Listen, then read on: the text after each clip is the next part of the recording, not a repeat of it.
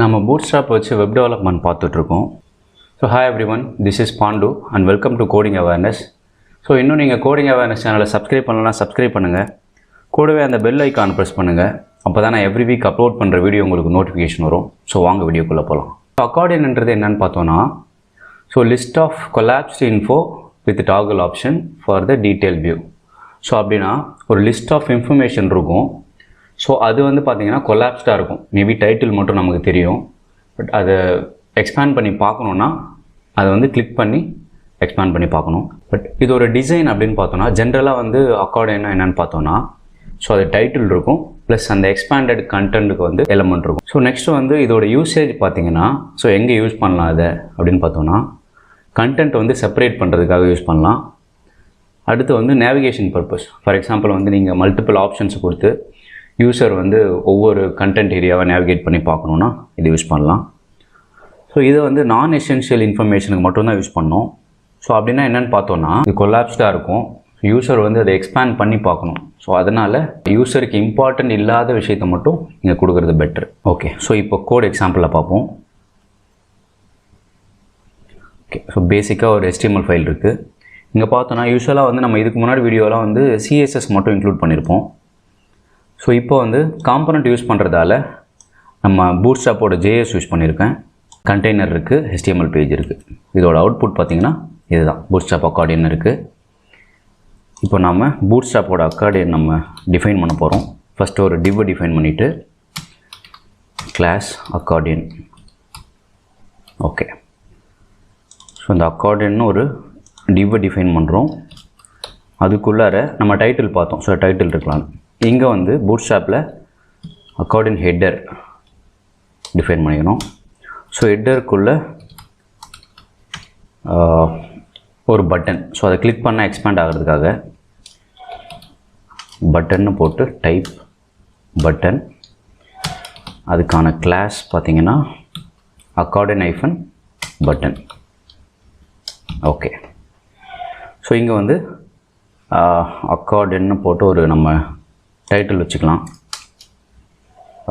Maybe இதை next லைனில் கொண்டு வந்துடுறேன். Okay, accordion item 1. Okay, so நமக்கு ஹெட்டிங் முடிஞ்சு.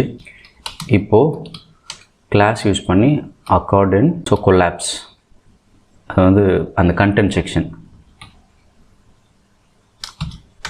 ஸோ இதுக்குள்ளே பார்த்திங்கன்னா அக்கார்டியன் பாடி. ஸோ பூட்ஸ்ட்ராப் பார்த்திங்கன்னா இந்த accordion title plus accordion content வந்து ஹெட்டர் கொலாப்ஸ்னு பிரிச்சுருக்காங்க.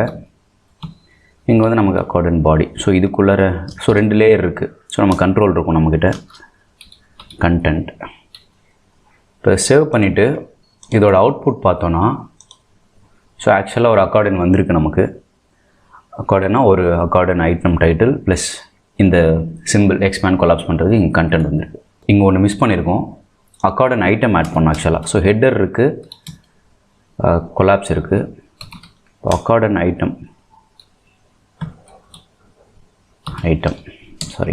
ஐட்டம் கொடுத்துட்டு இந்த டிவ்வை வந்து கடைசியாக இந்த அக்கார்டியன் கொலாப்ஸுக்கு அப்புறம் க்ளோஸ் பண்ணோம். ஓகே, இப்போ போய்ட்டு பார்ப்போம். ஓகே, ஸோ இப்போ நமக்கு பார்த்திங்கன்னா அந்த பார்டர் வந்திருக்கு. ஸோ இதுதான் ஒரு அக்கார்டியன். மல்டிபிள் லிஸ்ட் இருக்கும்னு பார்த்தோம் இல்லையா? ஸோ அப்போது இதை அலைன் பண்ணிக்கிறேன். இப்போ இந்த ஐட்டம் அப்படியே காப்பி பண்ணிட்டு இது வரைக்கும் இருக்குது, காப்பி பண்ணி பேஸ்ட் பண்ணுறேன். So 2 item. இப்போது இங்கே இதை மட்டும் சேஞ்ச் பண்ணுறேன். Item 2, item 3. இப்போ ரெஃப்ரெஷ் பண்ணுறேன். இப்போ பார்த்தீங்கன்னா ஸோ மல்டிபிள் ஐட்டம் எக்ஸ்பேண்ட் ஆகிருக்கு. ஸோ 3 அக்கார்டியன் இருக்குது, 3மே எக்ஸ்பேண்ட் ஆகிருக்கு. ஓகே, ஸோ இப்போ என்ன பண்ணலான்னு பார்த்தோன்னா, இப்போ வந்து இந்த அக்கார்டியன் கொலாப்ஸ் போயிட்டு கொலாப்ஸ்னு ஒரு கிளாஸ் ஆட் பண்ணுவோம்.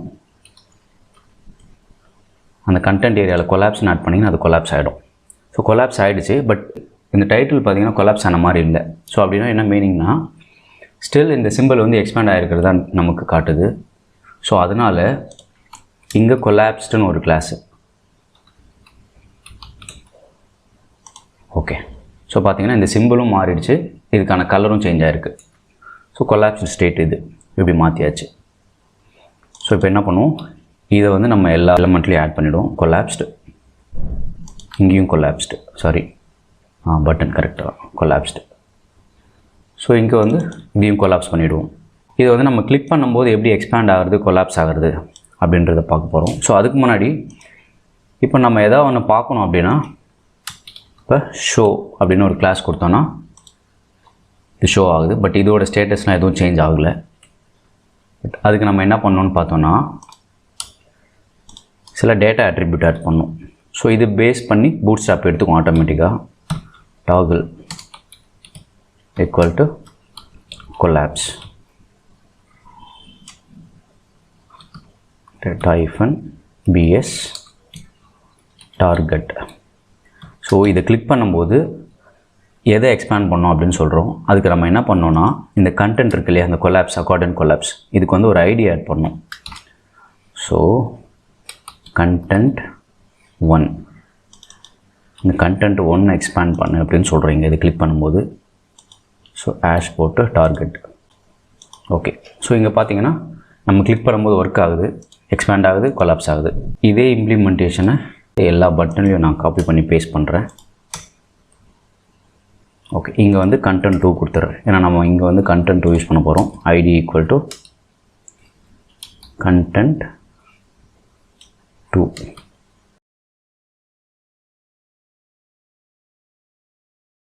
இப்போ இது கிளிக் பண்ணால் எக்ஸ்பேண்ட் ஆகுது, இப்போ கொலாப்ஸ் ஆகுது.